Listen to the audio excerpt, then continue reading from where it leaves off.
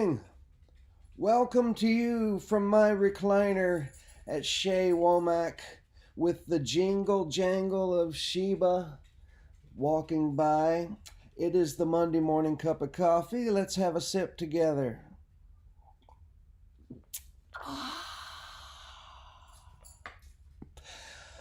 I will be with my band, the Tommy Womack Crime Family, with special guest Kyle Frederick at Douglas Corner this coming Saturday night, the 27th. I hope you can make it by. It's going to be a fun show. Kyle doesn't play that often. He used to play with Foster and Lloyd and Earl Thomas Conley, and he's a great songwriter, great guitar player. We're going to have a lot of fun. So that is Saturday night, the 27th, 9 p.m. at the Douglas Corner on 8th Avenue in Nashville, Tennessee. And here comes, okay, you going to get up there in your chair and not make noise, Sheba? All right. Going to read you something. It is about this time in the process of putting out a book that I began to worry if anyone's going to be pissed off or hurt about the content. The last few months before Cheese Chronicles came out, I was anxious because I knew there were 2 or 3 people who were not going to like it at all. This time I worry about how many people in my hometown are going to come to Nashville and shoot out my porch light. I write about my hometown in a way that's excoriating at first. Some people are just going to read this early passage and slam the book down, looking no further. And so, reading from the book, here is a sample passage about my hometown in Dust Bunnies. Madisonville, Kentucky, the best town on earth. That's the town motto, and it's perfect. No other one-syllable words could evoke the crackling wit that runs through that town like cold blood through a roadkill possum. The best town on earth. Peppy one-syllable words and an outrageous lie.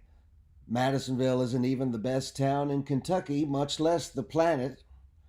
About 18,000 short-haired Christian coal miners lived there when I was a kid, watching television there, sending their kids to school there, and working the earth with big shovels biting into the rolling hills of western Kentucky.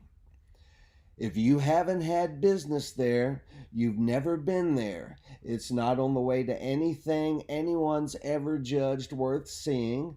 The land is not quite flat like the western edge where the Ohio and Mississippi rivers meet, and it's not the dirt-poor, bat-shed hillbilly mountains to the east. It's not the northern bluegrass horse country. It's not anything at all. That motto, the best town on earth, is just the official one. The real one is kiss my ass. And you say ass like ass, halfway between ace and ice, but neither really one. And if you weren't raised here, you'll never say it right. I was delivering ice to a quick pick market in the summer of 1981, filling the outside box with bags of ice. And as the driver and I got back in the truck to go to our next stop, I noticed the graffiti spray painted on the cinder block wall above the ice chest in big letters. AC/CD.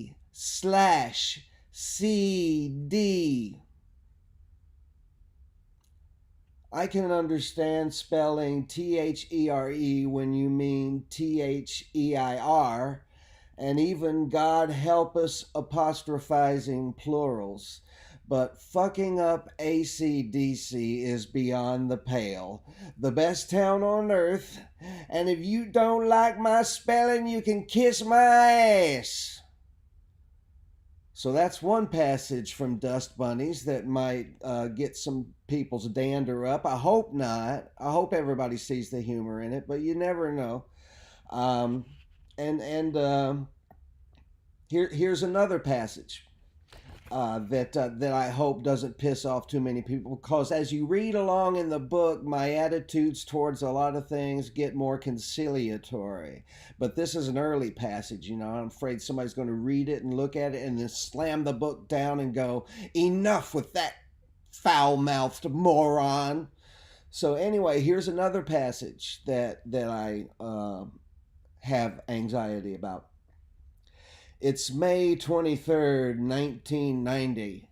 I'm in the government cheese van, slumped in a back seat with 4 other miscreants who, as often as not, don't like each other anymore. My hair is long, tangled, and greasy. I haven't showered since Pittsburgh. I'm wearing the same yellow frilly tuxedo shirt I've had on for 3 days, or maybe 4 days.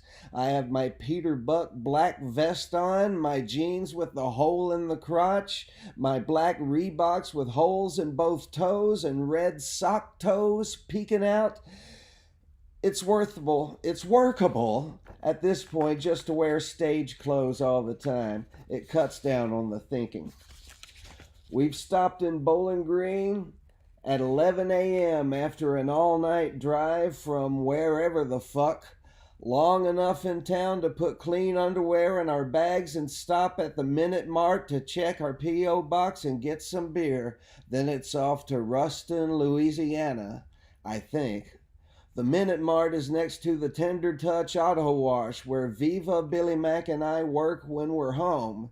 Successful rock stars. Yay, rah.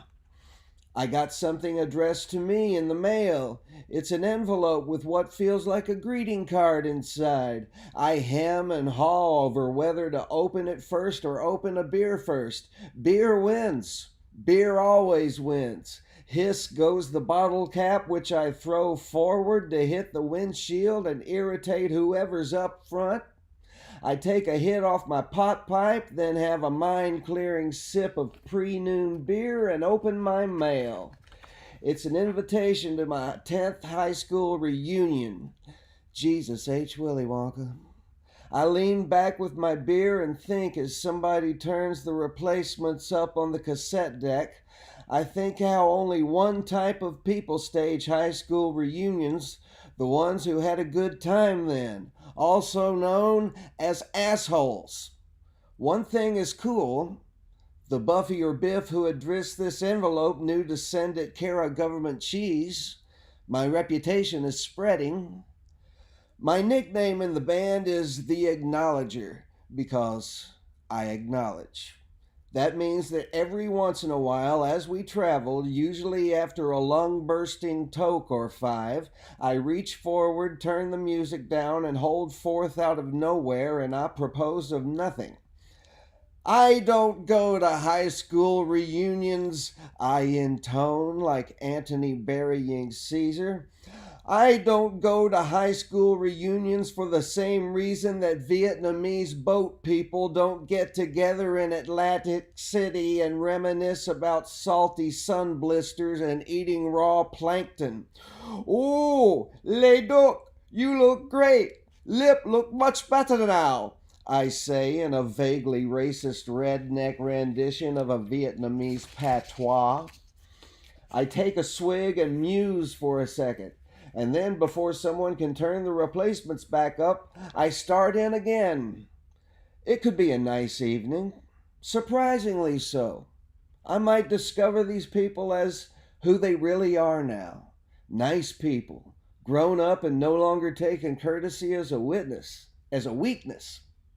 I might have a wonderful conversation with a sparkling 28-year-old lady who was a self-loading howitzer bitch on wheels 10 years ago, and we'll discover each other as we are now, and maybe part of my heart would be healed.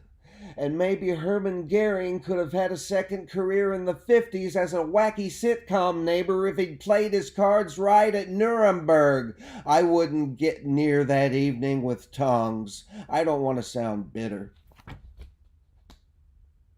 So you see, I'm wondering how that one's going to go over too. Anyway, that's enough for now. This Saturday, October 27th, the Tommy Womack Crime Family at Douglas Corner with special guest Kyle Frederick, 9 p.m. be there!